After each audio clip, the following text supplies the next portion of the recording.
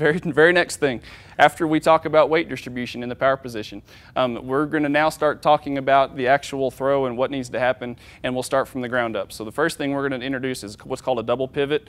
I use that phrase with rotational shot, glide shot, discus, everything, and it means basically the same thing all the time. What that means is, go ahead and just stick your hands in your hips right now. What that means is he's going to use both toes, and he's going to start out with them facing roughly the back of the circle and end up with them facing roughly the front of the circle, and just kind of rotate into what we call a C position.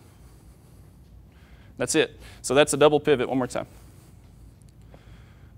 That's just a simple double pivot. Now when he gets there, he's going to try to stay back arched so that he looks like a backwards letter C. Okay, from his heel to his head should kind of look like a archery bow or a letter C. Okay. Now then, a couple of the drills that we do to kind of reinforce that, we get a sided med ball, and we're just going to hold that here chest level. We're going to double pivot now, and we're just going to press that straight up into the air. Okay.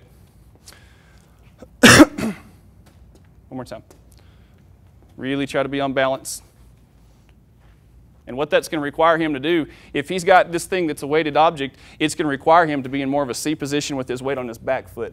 That's the most common error that all my kids have, especially the younger kids, is they want to go ahead and get their weight to the front foot, like a baseball thrower, a baseball pitcher.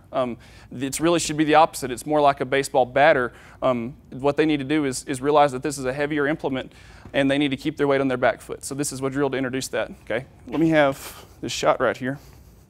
You can get rid of that. Go ahead and set up in the power position, Tanner. Okay, with a rotational kid, he's going to go ahead and rotate this back to about 12 o'clock, which to me 12 means the back of the circle. I'm going to put this shot on his heel right here, and I'm just going to ask him to squat jump. And what should happen if he does things correctly is he ought to knock that shot off of his heel. And for a rotational kid, the shot ought to come somewhere over here, 3, 2 o'clock, somewhere at this side of the circle if he does it correctly.